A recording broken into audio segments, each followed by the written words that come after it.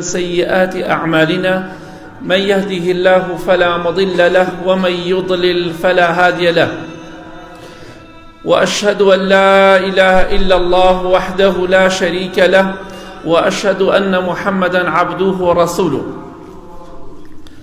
أما بعد فإن خير الكلام كلام الله وخير الهدي هدي محمد صلى الله عليه وسلم وشر الأمور محدثاتها وكل محدثة بدعة وكل بدعة ضلالة وكل ضلالة في النار. خۆشەویستان، خوای گەورە و میهرەبان دەفەرمێ إن الله وملائكته يصلون على النبي يا أيها الذين آمنوا صلوا عليه وسلموا تسليما. خوای گەورەی چیمان پێ دەفەرمێت؟ خوای گەورە بە گەورەی خۆی، بە عەزەمەتی خۆی، بە دەسەڵاتی خۆی سڵاوات دەدات لەسەر پێغەمبەری خوا صلی الله عليه وسلم. سڵاواتی خوا بۆ پێغەمبەری خوا چییە صلی الله عليه وسلم؟ ڕژاندنی ڕەحمەت و میهرەبانی خۆیەتی بەسەر پێغەمبەری خوادا صلی الله عليه وسلم. باسکردنی پێغەمبەری خوایە صلی الله عليه وسلم لای مەلائیکە بەڕێزەکان. مەلائیکەکانی خوا سڵاوات لەسەر پێغەمبەری خوا دەدەن صلی الله عليه وسلم. خوای گەورە دەفەرمێ ئەی ئیمانداران، صلوات لسر پیغمبری خواب دن صلی الله عليه وسلم. اللهم صل على محمد وعلى آل محمد. خواهيك بقوري خوي صلواتي لسر أدات منو توي إيمان ضعيف پیغمبری خواب من لبير شو صلى الله عليه وسلم صلواتي لسر بدي. پیغمبری خواب صلى الله عليه وسلم لحديثك صح جامع الصغير دا فرمي أكثر الصلاة علي فإن الله وكل بي ملكا عند قبري. زور صلوات لسر من بدن. اللهم صل على محمد وعلى آل محمد. أما صلوات كاتك نايده هنري بلي صلى الله عليه وسلم. زور صلوات لسر من بدن چونك بو لبر أو إخوائي قورم ملايكي كي ترخان كردوا لديار قوركي منه. أما ملائكة ولا حندي حديثات وهرشي مخلوقاتك صلواتك لسر بيغمبري خواب دا صلى الله عليه وسلم دي بيسته. سبحان الله. لهرشوينك أمسر زوية صلواتك بني ربو بيغمبري خواب صلى الله عليه وسلم أو ملائكة سلامي خواب لسر بديار قوركي بيغمبري خواب صلى الله عليه وسلم. يمن أيبينين أو ملائكة إيشكاري بس أويا چي دكات. فإذا صلى علي رجل من أمتي قال ذلك الملك يا محمد صلى الله عليه وسلم إن فلان ابن فلان صلى عليك الساعة.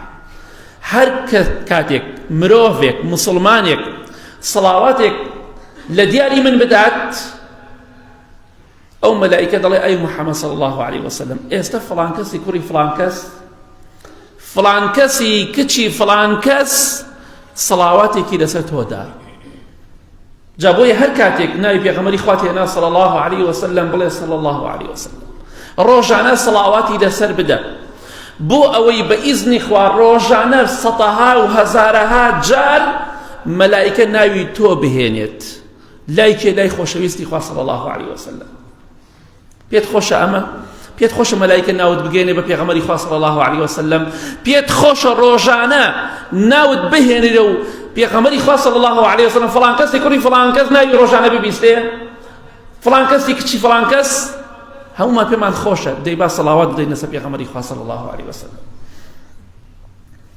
ما وصل محمد حسان كداعيكي قوريا الله أفرتك هاد بولام كتش عازبك تمني شانزة صالتي برينا كردبو لشانزة برو خوار بو. هادوتي أي ما مستا بيغمري خوام صلى الله عليه وسلم لخودا بينيوه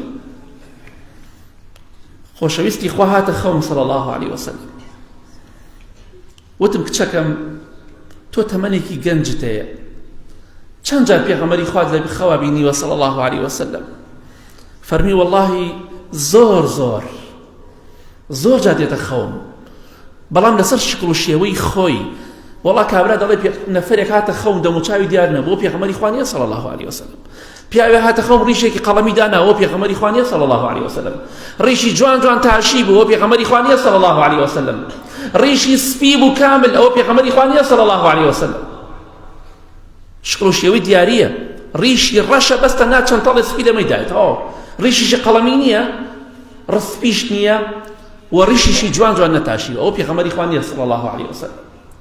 ئەم کچە وتی والله بە فەزڵی خوا زۆر جار دێتە خەوم، دەڵێ کاتێکم ئافرەتە وای وت هەستم بە خەجاڵەتی کرد، خۆم بە بچووک زانی ئافرەتێک تەمەنی 16 ساڵ نییە زۆر جار پێغەمبەری خوا دێتە خەوی صلی الله علیه وسلم.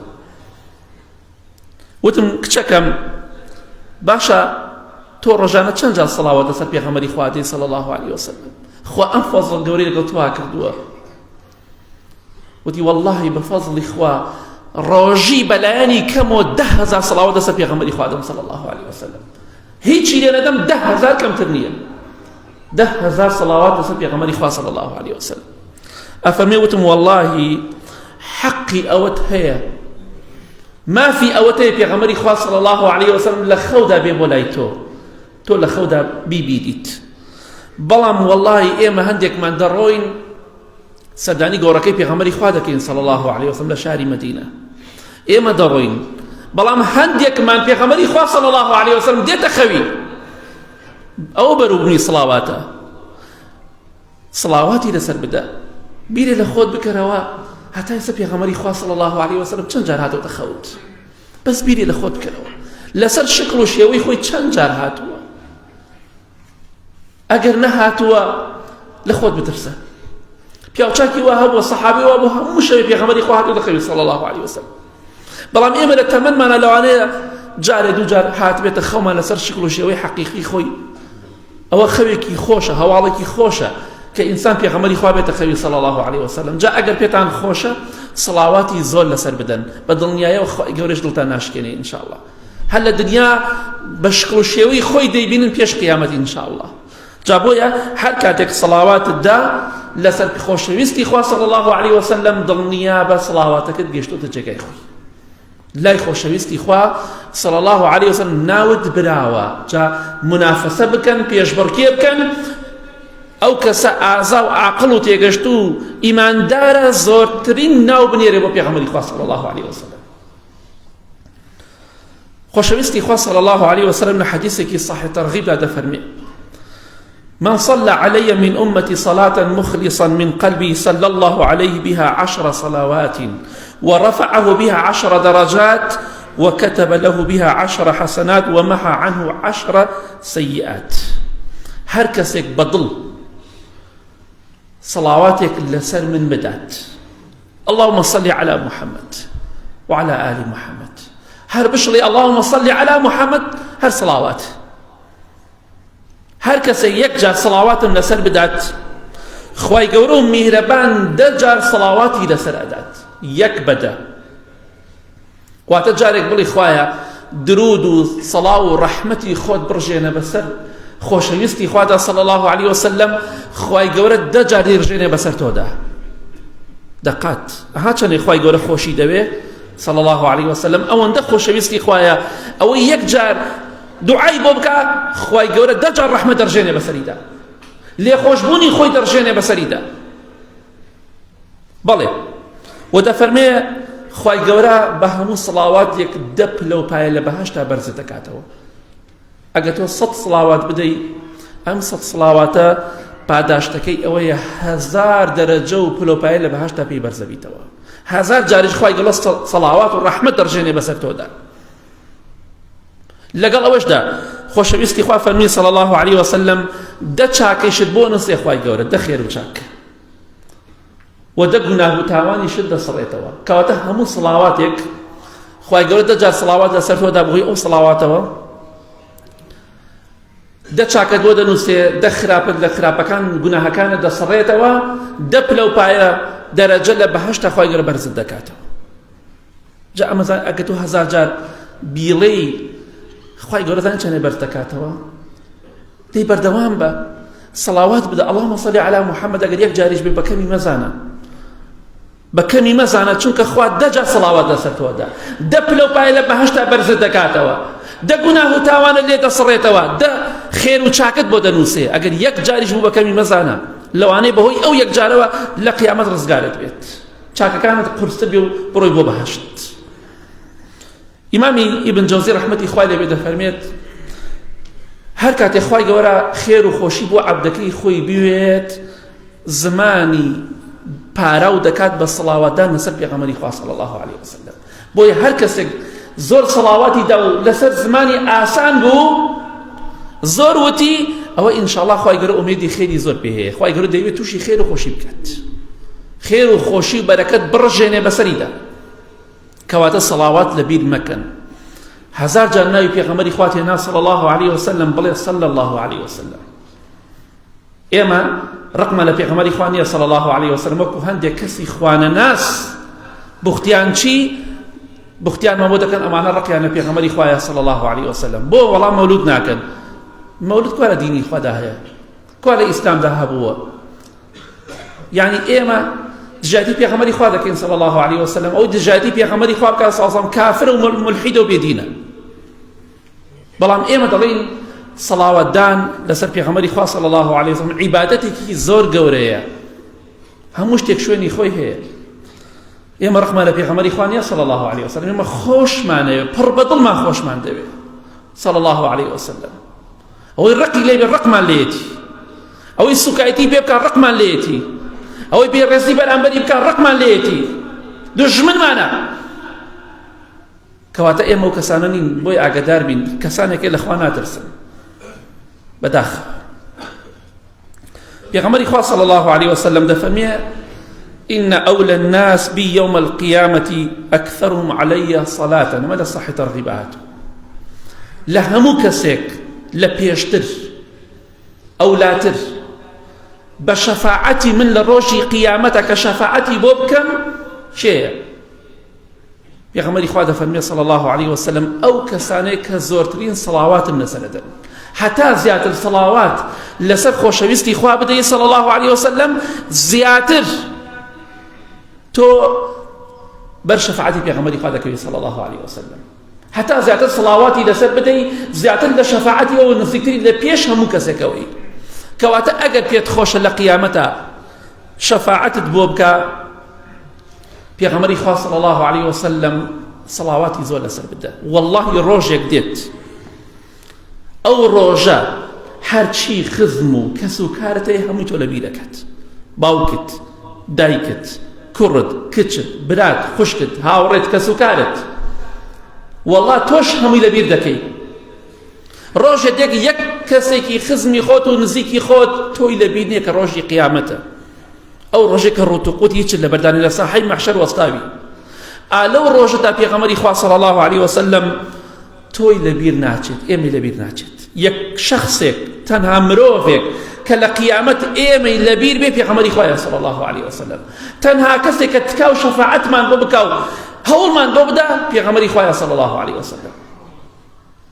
بويا بيغمبري خوا فرمي صلى الله عليه وسلم لروجي قيامتها دوايوك خلقي درون بلاي آدم بيغمبر سلامي خواه لسبيه بلاي نوح بيغمبر صلى الله عليه وسلم بلاي إبراهيم بيغمبر صلى الله عليه وسلم بلاي موسى بيغمبر صلى الله عليه وسلم بلاي عيسى بيغمبر صلى الله عليه وسلم همي يندلين إيمانات بني شفاعتك دين بلاي بيغمبر خواه صلى الله عليه وسلم شفاعت من بوك بوك خواه يقول يكلا من كاتوا بيت جلوبارك بي خواردن وخواردنوا خور نزم بوت ولا بانسري خلق لو روجدا خلو برينا راحتي دا إلى إيمان داران يكنبي كز خواهي الرحمي ديان كدو جرسي بري عرشي خوادن لجرسي بري أو تشاكانن كلا دنيا دا كرديان بوتش السيبري يك بويان تشاكا كانيان عبادة كانيان رزقانيان دا كالا ناخوشي كاني قيامت لو روجدا بيغمبري خوادا فرمي صلى الله عليه وسلم روح بفيدات به دا فرمي دا روم السجدة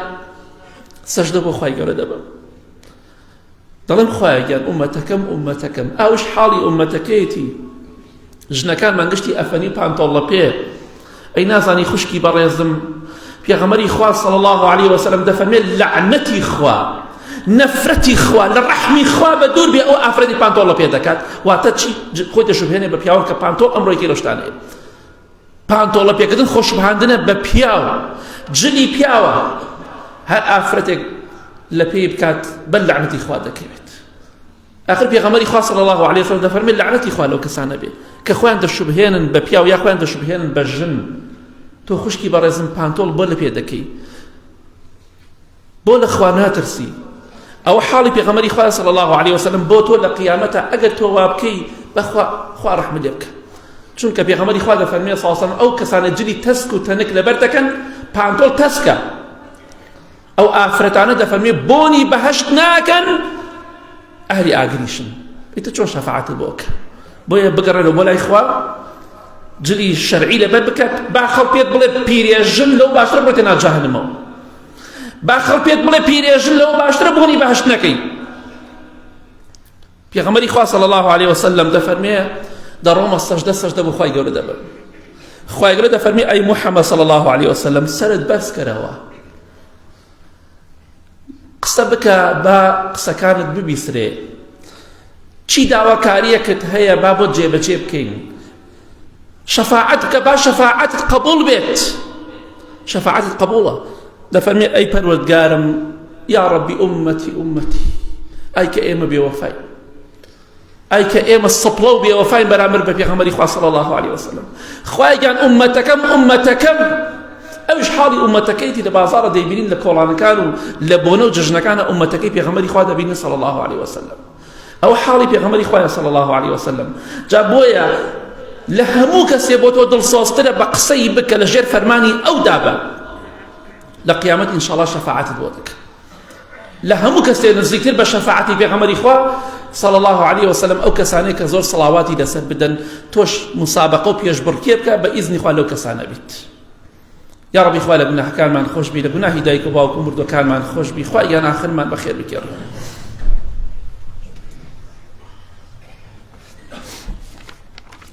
الحمد لله والصلاة والسلام على رسول الله وعلى آله وصحبه ومن والاه خۆشەویستی خوا صلی الله عليه وسلم لای خوای گەورە زۆر گەورە و بەڕێزە لە حەدیثێکی صحیح داهاتووە لە صحیح سنن نەسائی داهاتووە خۆشەویستی خوا فەرمێ صلی الله عليه وسلم إن لله ملائكة سياحين في الأرض يبلغوني من أمتي السلام خوای گەورە کۆمەڵی مەلایکی داناوە لەسەر زەوی ئەم مەلایکانە دەسوڕێنەوە و دەگەڕێن خوای گەورە ئەو ئیشە پێیان سپاردووە ئەگەڕێن لەسەر زەویدا هەر کەسێک لە ئومەتەکەی من هەر باوەڕدارێک سڵاواتێک لەسەر من بدا سڵاواتەکەم پێ دەگەێن دەڵێن ئەی محەممەد صلی الله علیه وسلم ئێمە گەڕاین لە فڵان شوێن فڵان کەس سڵاواتێکی لەسەر تۆدا ئیتر پیاوە یا ئافرەت گەنجە یا پیرە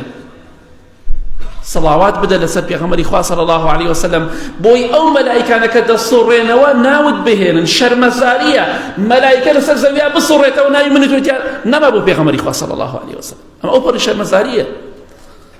شەرمەزاریە بەخوا ڕۆژانە و شەوانن سڵاوات لەسەر پێغەمبەری خوا نەدەین صلی الله علیه وسلم کەواتە ئینشاءالله لە بیری مەکە خوای گەورە کارێکی گەورەی پێیان سپاردووە سەڵاواتی من و تۆ بگەین بە خۆشەویستی خوا صلی الله علیه وسلم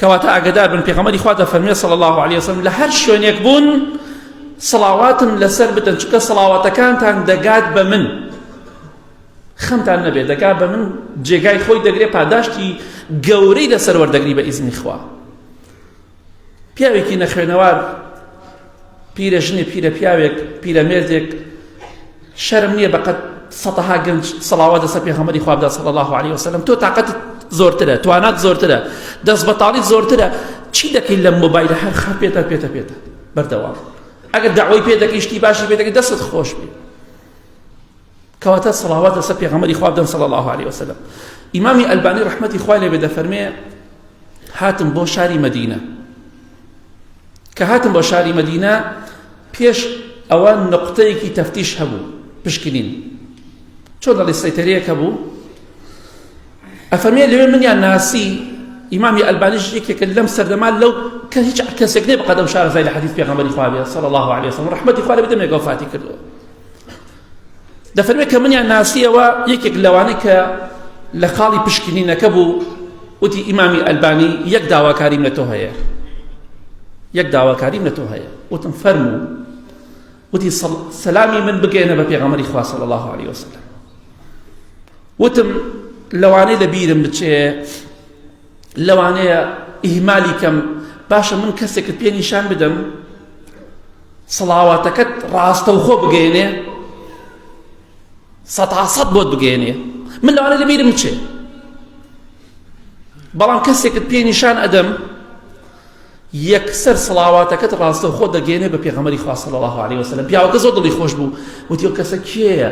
فەرمی مەلایکەیە، چونکە پێغەمبەری خوا دەفەرمێ صلی الله علیه وسلم هەر کەسێک سەڵاواتێکم لەسەر بدا لە هەر شوێنێک مەلایکە ئەو سەڵاواتی پێدەگەێنێ بە پێغەمبەری خوا صلی الله علیه وسلم. بۆیە واسیتەی نای پێویست ناکە فڵان کەس بۆ عومرە سەلامی بگەێنە بە پێغەمبەری خوا صلی الله علیه وسلم، خۆت بیگەێنە ئەوە سنەتە. خۆت بڵێ اللهم صل على محمد پێشەوی کابرا هەنگاوی بنێ کەشتۆ بۆ پێغەمبەری خوا صلی الله علیه وسلم. کابرا سوار تیارە نەبووە سەڵاواتەکەی تۆ گەیشتی تر پێویست ناکە بە خەڵکا بۆی بنێری، خۆت بینێرە بە مەلایکە بینێرە. ئەی باشە منێکی تاوانبار بۆت بنێرم باشترە یا مەلایکێکی بێتاوان؟ سەڵاواتە سەر پێغەمبەری خوا بدەن صلی الله علیه وسلم، دڵنیابە یەک بەیەکی دەگاتە جێگای خۆی بە ئیزنی خوا. خۆشەویستی خوا دەفەرمێ صلی الله علیه وسلم لە حەدیثێکی صحیح جامع صغیردا دەفەرمێ ئەکثروا الصلاة علی یوم الجمعة وليلة الجمعة، زۆر سەڵاوات لەسەر من بدەن شەو ڕۆژی جمعە. فمن صلى علي صلاة صلى الله عليها 10، هەر کەسێک سەڵاواتێک لەسەر من بدا خوای گەورە 10 جار سەڵاواتی لەسەر ئەدات، 10 جار ڕەحمەتی خۆی دەڕژێنێ بەسەریدا. شەو ڕۆژی جمعە خێری زیاترە. بۆی ئیمامی ئیبن قەیم ڕەحمەتی خوای لێبێ دەفەرمێت پێغەمبەری خوا صلی الله علیه وسلم گەورەی هەموو مرۆڤایەتیە، سەروەری هەموو مرۆڤایەتیە صلی الله علیه وسلم، و جمعەکانیش سەروەری و گەورەی هەموو ڕۆژەکانە.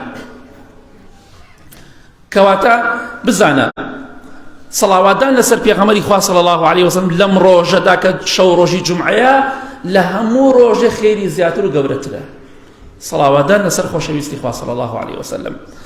کەواتە ئاگادار بن پێغەمبەری خوا فەرمێ صلی الله علیه وسلم فمن فعل ذلك كنت له شهيدا وشافعا. حدیثێکی صحیح. هەر کەسێک سەڵاوات لەسەر من بدا بە تایبەتی شەو ڕۆژی جمعە، بانگی مەغریبیدا پێنجشەم شەوی جمعەیە هەتا بانگی مەغریب لە ڕۆژی جمعەیە، کەواتە 24 ساعت. هەر کەسێک سەڵاوات لەسەر من بدات و بە تایبەتی لە جمعانیشدا من دەبمە دووشت بۆی لە قیامەتە، دەبمە شایەت بۆی شایەتی بۆ ئەدەم بۆی بچێ بۆ بەهەشت، و دەبمە شەفاعەتکار و تکاکار بۆی. کەواتە ئینشاءالله لە مۆلا زیاتر سەڵاوات لەسەر پێغەمبەری خوا بدەن صلی الله علیه وسلم. ئەوە ئینشاءالله بە ئیزنی خوا خوای گەورە بەختەوەرتان دەکات، دڵخۆشتان دەکات.